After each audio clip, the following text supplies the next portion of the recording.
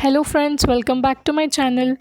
हम आज कंटिन्यू करेंगे हेपेटाइटिस वायरसेस के बारे में। हमने हेपेटाइटिस सी वायरस तक पढ़ा था, आज हम पढ़ेंगे हेपेटाइटिस डी वायरस से। और आप इसका स्ट्रक्चर एक बार गौर से देख लीजिए।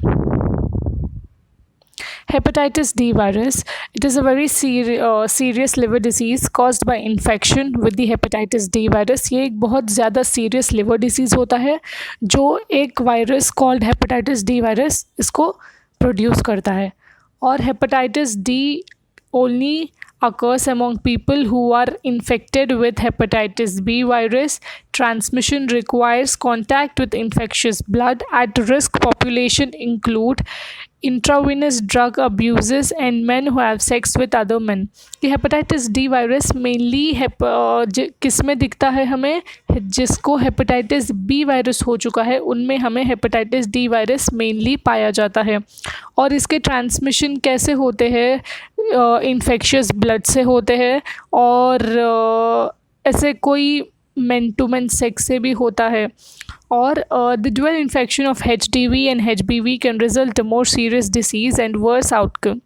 HBV vaccine provide protection from HDV infection as well। Okay, ये क्या है? ये जो दो इन्फेक्शंस है, जो हेपेटाइटिस बी और हेपेटाइटिस डी, ये बहुत ज़्यादा सीरियस डिसीज़ को भी बहुत ज़्यादा सीरियस डिसीज़ को रिजल्ट दे सकता है और इसका आउटकम बहुत ज़्यादा वर्स्ट हो सकता है। और हेपेटाइटिस डी वायरस को क्योर करने के लिए, प्रोटेक्ट करने के लिए हेपेटाइटिस बी वायरस के वैक्सीन्स भी यूज़ किए जाते हैं। और hepatitis D virus is a type of viral hepatitis caused by the hepatitis delta virus, a small spherical enveloped particle that shares similarities with both a viroid and virusoid. Okay, ये ऐसा इसका structure क्या है, ये कैसे, this is caused by delta virus. ठीक है, ये कैसे होता है? एक डेल्टा डी वायरस से होता है, जो एक छोटा स्पिरिकल शेप में एक एनवेलप्ड पार्टिकल होता है, जो इसका सिमिलैरिटी, ये पार्टिकल का सिमिलैरिटी एक वायरॉइड की तरह भी दिखता है और वायरसॉइड की तरह भी दिखता है। ठीक है, और hepatitis D virus is caused bye HDV। Obviously, the infection is contagious and spread through direct contact with the bodily fluid of an infected person। ये हेपेटाइटिस डी वायरस बहुत ज़्यादा कंटेजियस होता है और ये डायरेक्ट कॉन्टैक्ट, जो person infected है उनके डायरेक्ट कॉन्टैक्ट से भी होता है। जो इन्फेक्टेड पर्सन के बॉडीली फ्लूइड के डायरेक्ट कॉन्टैक्ट से भी ये वायरस स्प्रेड होता है। अब हम जानेंगे हेपेटाइटिस ई वायरस के बारे में। आप एक बार इसका पिक्चर क्लियर से देख लीजिए। और hepatitis E virus is mostly transmitted through consumption of contaminated water or food। HEV is a common cause of hepatitis outbreaks in developing parts of the world and is increasingly recognized as an important cause of disease in developed countries। Safe and effective vaccines to prevent HEV infection have been developed but are not widely available। Okay, ये hepatitis E virus कैसे mainly transmit होता है? Consumption of contaminated, intake of जो हम खाते हैं वो अगर फूड या वाटर कंटामिनेटेड होता है तो हमें हेपेटाइटिस ई वायरस हो सकता है। जो हेपेटाइटिस ई वायरस मेनली ऐसे डेवलपिंग कंट्रीज़ में पाया गया है, बहुत ज़्यादा डेवलपिंग कंट्रीज़ में ये ग्रो होता हुआ दिख रहा है। A liver disease caused by the hepatitis E virus. Hepatitis E virus एक ऑब्वियसली एक लिवर डिसीज़ है जो हेपेटाइटिस ई वायरस प्रोड्यूस करता है। The hepatitis E virus is mainly transmitted to drinking water contaminated with fecal matters as well। तो यहाँ पे point है कि ये मेनली कंटामिनेट होता है जो कंटामिनेटेड वाटर, कंटामिनेटेड मतलब जिसमें गंध है, और वो फीकल मैटर भी हो सकता है। The virus has been mainly associated with the consumption of raw और अंडरकुक्ड पोर्क, मीट और ऑफिल, but also with wild boar meat, venison and jellyfish। ये कैसे होता है? जो अनकुक्ड मतलब जो आधा या कच्चा जो पोर्क होता है या कोई भी ऐसी नॉनवेज आइटम जो कच्ची होती है और सही से पकी हुई नहीं होती है, वो खाने से भी हमें वायरस स्प्रेड हो सकता है। और hepatitis E is usually resolves on its own without treatment. There is no specific antiviral therapy for acute hepatitis E. ये hepatitis E हमेशा मोस्टली खुद सेल्फ ट्रीटमेंट से ही सही होता है और इसका कोई specific antiviral therapy acute hepatitis E के लिए नहीं है। और अब हम जानते हैं एटियोलॉजी ऑफ हेपेटाइटिस। एटियोलॉजी में हमें क्या आता है, पहले क्योंकि लिवर है तो हमें मेनली आएगा बाइल प्रोडक्शन, जो बहुत ज़्यादा एसेंशियल होता है हमें डाइजेशन के लिए। और सेकंड आएगा filtration of toxins from the body, जो हमारे टॉक्सिन्स को बॉडी से फिल्टर करता है। और थर्ड आता है एक्सक्रीशन ऑफ बिलिरुबिन।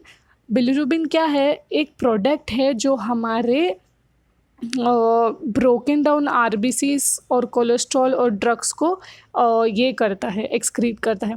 और break down of carbohydrates, fats and proteins, जो हमारे फैट्स, प्रोटीन्स और कार्बोहाइड्रेट्स को ब्रेक कर देता है। और एक्टिवेशन ऑफ एंजाइम्स, जहाँ पे एंजाइम्स एक्टिव हो जाते हैं, which are specialised proteins essential to body function. यहाँ पे वो एंजाइम्स एक्टिव हो जाते हैं जो हमारे प्रोटीन के लिए जो हमारे बॉडी फंक्शंस के लिए जो एसेंशियल प्रोटीन्स होता है वो करता है। And the storage of glycogen, glycogen मतलब एक शुगर होता है, and minerals and vitamin A, D, E and K, synthesis of blood protein such as albumin. ये सिंथेसिस ऑफ ब्लड प्रोटीन भी करता है जो मेनली एल्बुमिन है, और synthesis of clotting factors as well. अब हम जानते हैं पैथोलॉजी ऑफ हेपेटाइटिस। ये पैथोलॉजी ऑफ हेपेटाइटिस में मेन जो होता है, ये जो वायरल हेपेटाइटिस होता है ना, ये किसे लीड करता है, ये हमारे लिवर पे के सेल को एपोप्टोसिस करता है, मतलब हमारा लिवर सेल को ब्रेक डाउन करता है। और ये मोनोन्यूक्लियर इन्फ्लेमेटरी सेल होता है। जो मोनोन्यूक्लियर सेल होता है वो इन्फ्लेमेशन हो जाता है उसमें, और ये उस सेल को इन्फिल्ट्रेट करता है। जो इन्फिल्ट्रेट किया हुआ सेल फिर एक्सटेंड होता है पोर्टल एरिया से, और फिर ये डिस्ट्रीब्यूट होता है लिमिटिंग प्लेट ऑफ हेपेटोसाइट से, जो कि फिर से अंडरगोइंग है एपोप्टोसिस के। तो ये पूरा साइकिल प्रोसेस है। तो इसको हम क्या बोलते हैं, interface hepatitis of chronic active hepatitis. ठीक है, और अब हम आते हैं पैथोजेनेसिस के बारे में। पैथोजेनेसिस क्या है, ये एक hepatitis B virus is dangerous because it attacks the liver, thus inhibiting the function of the vital organ. ये हेपेटाइटिस बी के बारे में मेनली पैथोजेनेसिस है, जो कि ये हमारे लिवर को बहुत ज़्यादा तरीके से, बहुत ज़्यादा डेंजरसली हमारे लिवर को इफ़ेक्ट करता है, और ये पूरा organ thus inhibiting the function of the vital organ. Okay, और ये virus this virus causes persistence infection, chronic hepatitis, liver cirrhosis। ये जो इन्फेक्शन है ये बहुत सारे डिसीज़ेस को आउटग्रोथ देता है, आउटकम देता है। वो कौन से diseases, mainly chronic hepatitis, liver cirrhosis, hepatocellular carcinoma. ये कार्सिनोमा क्या है, ये एक टाइप ऑफ लिवर कैंसर है, और इम्यून कॉम्प्लेक्स डिसीज़ भी ये आउटकम देता है, हेपेटाइटिस बी। और हम जानते हैं common symptoms of hepatitis, all पूरे सब काइंड्स ऑफ हेपेटाइटिस के। Mainly the infectious form of hepatitis that are chronic like hepatitis B and C, we may not have symptoms in the beginning. Symptoms may occur until the damage affects the liver. Okay, ये mainly क्या है, ये जो hepatitis है, जो chronic diseases like hepatitis B और hepatitis C में starting में हमें कोई भी symptoms नहीं दिखाई देंगे, और ये symptoms हमें कब दिखाई देंगे, जब ये हमारे liver को almost damaging start कर चुका होगा, तब हमें chronic diseases के symptoms दिखाई देंगे। Examples are hepatitis B and C. अब signs and symptoms of hepatitis include fatigue, मतलब थकान बहुत ज़्यादा, flu like symptoms like fever, cold, कुछ भी, और डार्क यूरिन, हमारा यूरिन का डिस्कलरेशन होता है, और पेल स्टूल, बहुत ही ज़्यादा लो कलर्ड स्टूल होता है। और अब्डोमिनल पेन, हमें अब्डोमिन में बहुत ज़्यादा पेन हो जाएगा। लॉस ऑफ एपेटाइट, हमें भूख बहुत कम लगेगी। अनएक्सप्लेन्ड वेट लॉस, हमें बिना जाने जब हमें भूख कम हो जाती है तो ऑब्वियसली हमारा वेट भी बहुत लॉस हो जाएगा। और yellow skin and eyes which may be science of jaundice, हमारा स्किन येलो हो जाएगा, हमारे आइज येलो हो जाएंगे, हमारे नेल्स पेल हो जाएंगे, जो ये मेनली जॉन्डिस के सिम्टम्स हैं। और chronic hepatitis develops slowly, so these sign and symptoms may be too suitable to notice. ये क्रॉनिक हेपेटाइटिस लाइक बी और सी में ये सिम्टम्स दिखेंगे, लेकिन ये पहले नहीं दिखेंगे, हमें स्लोली दिखेंगे। कॉम्प्लिकेशंस ऑफ हेपेटाइटिस के बारे में जानते हैं अब, जो कि एक क्रॉनिक हेपेटाइटिस बी और सी हमेशा क्रॉनिक होते हैं, जिसमें हमारी हेल्थ प्रॉब्लम्स बहुत ज़्यादा सीरियस हो जाते हैं और हमें लिवर फेलियर भी कर सकता है, और उसमें लिवर कैंसर आता है, लिवर सिरोसिस आता है, ब्लीडिंग डिसऑर्डर्स भी प्रोड्यूस होते हैं। और ये जो लिवर फेलियर के कॉम्प्लिकेशंस में हमें मेनली क्या दिखता है, हमारे बॉडी में एक buildup of fluid in our abdomen known as ascites. ठीक है, हमारे एक अब्डोमेन में ये फ्लूइड बिल्डअप हो जाता है जिसका नाम है एसिटिस। ओके, और increased blood pressure is in portal veins that enter your liver known as portal hypertension. और हमारे पोर्टल वेन्स में बहुत ज़्यादा ब्लड प्रेशर बढ़ जाता है, जो हमारे लिवर में ट्रांसफ़र हो जाता है, वो हमारे लिवर में एंटर हो जाता है, और उसको हम बोलते हैं पोर्टल हाइपरटेंशन। और किडनी फेलियर भी हो जाता है लिवर फेलियर की वजह से कॉम्प्लिकेशंस में। और hepatic encephalopathy which can involve fatigue, memory loss and diminished mental abilities due to the buildup of toxins like ammonia that affect brain function, hepatocellular carcinoma which is form of liver cancer, death। तो इसमें क्या होता है, mainly kidney failure हो जाता है, फिर hepatic encephalopathy जो कि है उसमें हमें दिखेगा वीकनेस, फैटिग मतलब थकान ऑब्वियसली, और मेमोरी लॉस, हमारी मेमोरी लूज़ होती जाएगी।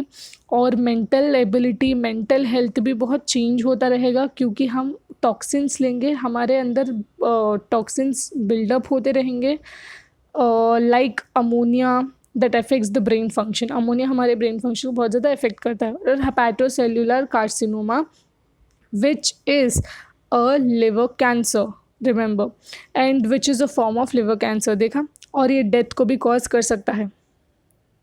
और प्रिवेंशन हम में क्या हो सकता है, हम पहले हाइजीन प्रिवेंशन में first of all is hygiene. Practicing good hygiene is one key way to avoid contracting hepatitis A and E. If you are traveling to a developing country, you should avoid। अगर हम hepatitis C और ई को दूर रखना चाहते हैं तो हमें पहले main thing what we have to follow is hygiene. बहुत हाइजीनिक रहना है। तो उसे अवॉइड करने के लिए हम क्या कर सकते हैं, लोकल वाटर को अवॉइड करना है, आइस को अवॉइड करना है, रॉ और अनकुक्ड शेलफिश और ऑयस्टर्स जो पके हुए नहीं हैं, अनकुक्ड है, आधे पके हुए हैं, वैसे फ्लैशी आइटम्स, वैसे नॉनवेज चीज़ों को, मेनली जेलीफिश और ऑयस्टर्स, ऐसे सी फूड्स को थोड़ा दूर ही रखना बेहतर होगा। और रॉ फ्रूट्स एंड वेजिटेबल्स भी नहीं खा सकते। और hepatitis B, C and D के contracted through contaminated blood can be prevented by, okay. जो हेपेटाइटिस बी, सी और डी कैसे हम प्रिवेंट कर सकते हैं हमारे अंदर एंटर होने से, वो है हमें ड्रग नीडल्स शेयर नहीं करने चाहिए। Not sharing drug needles, not sharing razors हमें बिल्कुल भी शेयर नहीं करने चाहिए। Not using someone else's toothbrush, जो अफेक्टेड पर्सन है, इन्फेक्टेड पर्सन है, उसका हमें टूथब्रश नहीं यूज़ करना चाहिए, क्योंकि बॉडीली फ्लूइड से भी ट्रांसमिट होते हैं डिसीजेस। और not touching spilled blood, okay. जो इन्फेक्टेड पर्सन का ब्लड होता है हमें वो भी नहीं टच करना है। अब हम जानते हैं ट्रीटमेंट ऑफ हेपेटाइटिस के बारे में। अब पहले हेपेटाइटिस ए का ट्रीटमेंट। हेपेटाइटिस ए ट्रीटमेंट के लिए ज़्यादा रिक्वायरमेंट्स नहीं है क्योंकि ये बहुत शॉर्ट टर्म इलनेस है, जो कि बहुत कम समय की बीमारी है ये। और अगर हमें बहुत ज़्यादा डिस्कम्फर्ट है इस डिसीज़ से तो हम बेड रेस्ट ले सकते हैं। और अगर हमें वॉमिटिंग या डायरिया हो, अगर हमें सिम्टम्स दिखते हैं तो हमें अपने डॉक्टर से कंसल्ट करना चाहिए हाइड्रेशन और न्यूट्रिशन के लिए। और hepatitis A vaccine hepatitis A virus को प्रिवेंट करता है, इन्फेक्शन को प्रिवेंट करता है। और ये वैक्सीन बच्चों में दिया जाता है जो कि 12 to 18 मंथ्स के बीच बच्चों में दिया जाता है ये। और ये 2 सीरीज़ ऑफ वैक्सीनेशन होते हैं और ये वैक्सीनेशन अडल्ट्स के लिए भी, बड़े लोगों के लिए भी दिया जाता है। और अडल्ट्स के लिए कंबाइंड दिया जाता है वैक्सीन, जो कि हेपेटाइटिस बी वैक्सीन भी मिलाया जाता है इसमें। और अब हम जानेंगे हेपेटाइटिस बी का ट्रीटमेंट। और acute hepatitis B doesn't require specific treatment. अगर ये हेपेटाइटिस बी एक्यूट है तो इसके लिए ट्रीटमेंट की कोई ज़रूरत नहीं है। और अगर ये क्रॉनिक है तो अब जानते हैं। Chronic hepatitis B is treated with an antiviral medication. This form of treatment can be costly because it must be continued for several months or years. Treatment for chronic hepatitis B also requires regular medical evaluations and monitoring to determine if the virus is responding to the treatment. ठीक है, acute के लिए तो कोई treatment ज़रूरत नहीं है। और अगर क्रॉनिक होता है तो एक special type of antiviral medication दिया जाता है जो कि ज़्यादा बहुत कॉस्टली होता है, क्योंकि वो हमें बहुत मंथ्स या ईयर्स, बहुत महीने या साल हमें उसको कंटिन्यू करना पड़ता है, क्योंकि हमें कंटिन्यूएशन उसका मॉनिटरिंग, एवैल्यूएशन और उसकी जानकारी लेनी पड़ती है कि पर्सन के शरीर पे वो कैसे रिएक्ट कर रहा है, वो कोई रिस्पॉन्स दे रहा है क्या ट्रीटमेंट का या नहीं। और hepatitis B can be prevented with vaccination. Okay,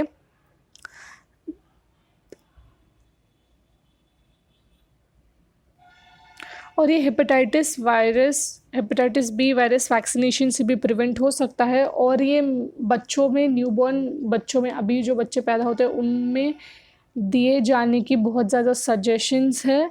और ये बच्चों में ये 3 टाइप्स ऑफ वैक्सीन्स और 3 सीरीज़ ऑफ वैक्सीन्स होते हैं जो कि हमें बच्चों में 6 मंथ्स के अंदर देना पड़ता है।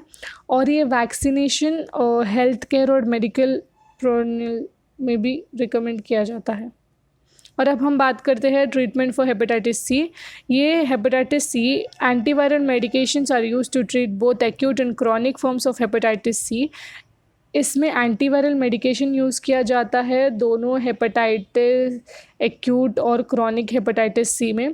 People who develop chronic hepatitis C are typically treated with the combination of antiviral drug therapies.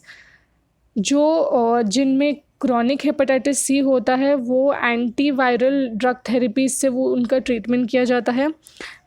दे में also need further testing to determine the best form of treatment. वो आगे चल के भी उनमें बहुत ज़्यादा टेस्टिंग करनी पड़ती है कि बस ये देखने के लिए कि उनका ट्रीटमेंट सही से हो रहा है कि नहीं, वो ड्रग उन पे अच्छे से रिज़ल्ट दिखा रहा है कि नहीं करके।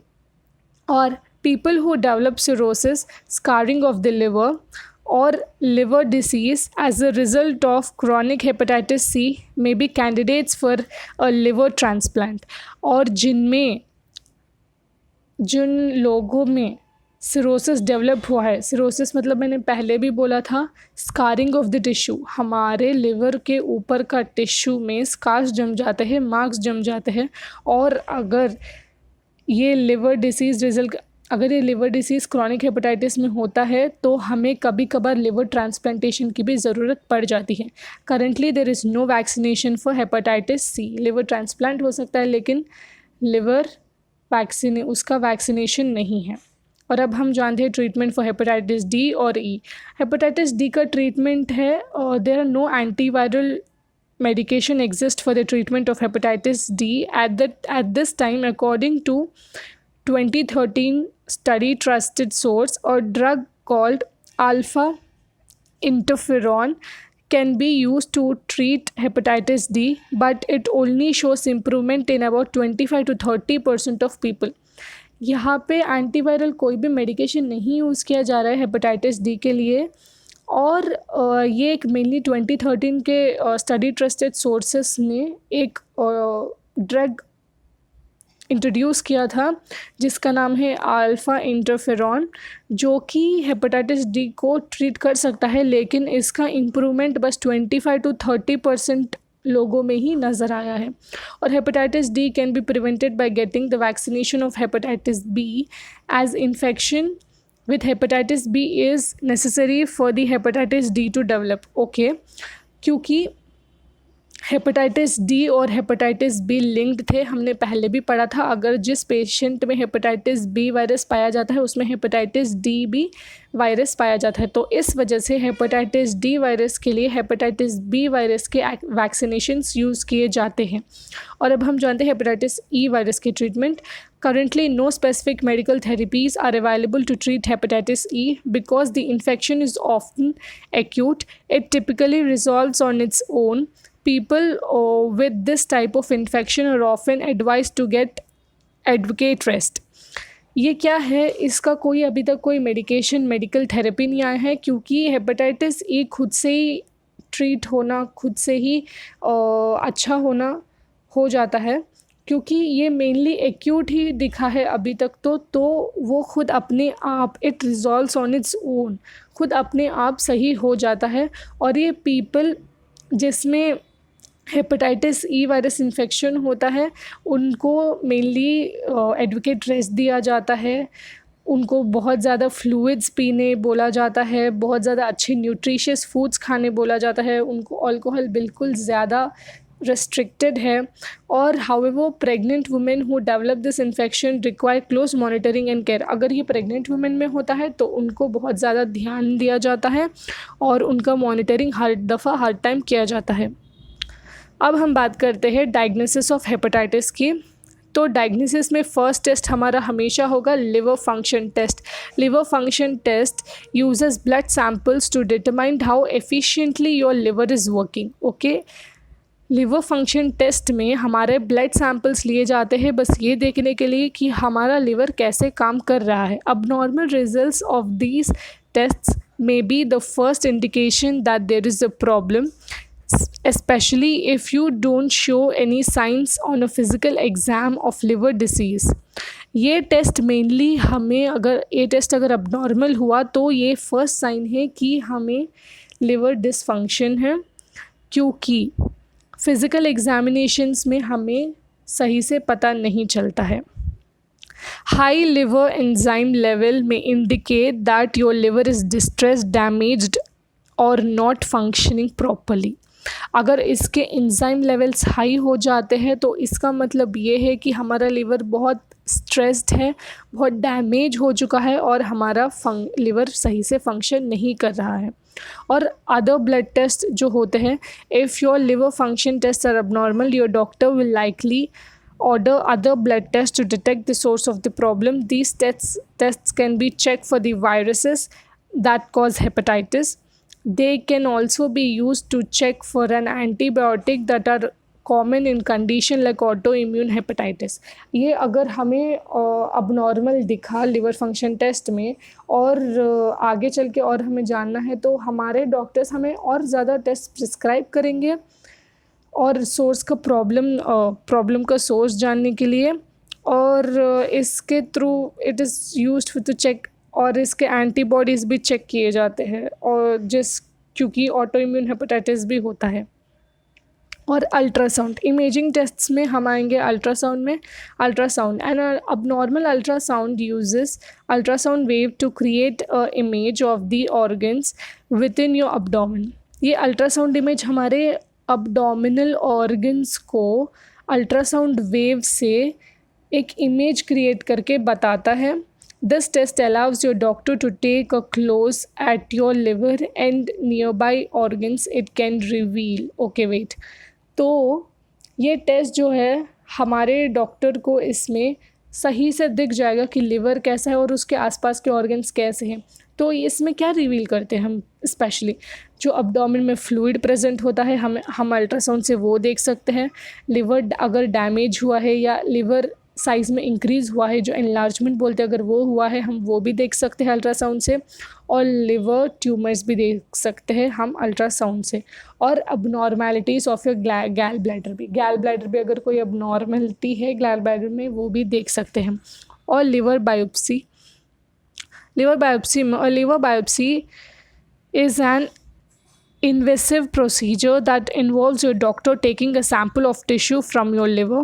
It can be done through your skin with a needle and doesn't require surgery. ये क्या है, ये बहुत इन्वेसिव प्रोसीजर होता है जो डॉक्टर करता है। पहले हमारा एक लिवर टिश्यू का सैंपल लेता है एक नीडल के थ्रू, और उसके लिए सर्जरी की कोई ज़रूरत नहीं होती है। और typically an ultrasound is use to guide your doctor when taking the biopsy sample. Okay, जो अल्ट्रासाउंड हमने किया है उसमें सब हमें दिख जाता है कि हमारा लिवर किस पोजीशन में कैसा है, कैसा चल रहा है, उसका एनलार्जमेंट, उसका फ्लूइड फिल्ट्रेशन, उसका ट्यूमर सब दिख जाता है, तो उसके थ्रू डॉक्टर बायोप्सी करता है। Okay, thank you. ये इतना था हमारा, ये पार्ट 2 था हेपेटाइटिस वायरसेस का। Thank you for watching. Please like, share and subscribe.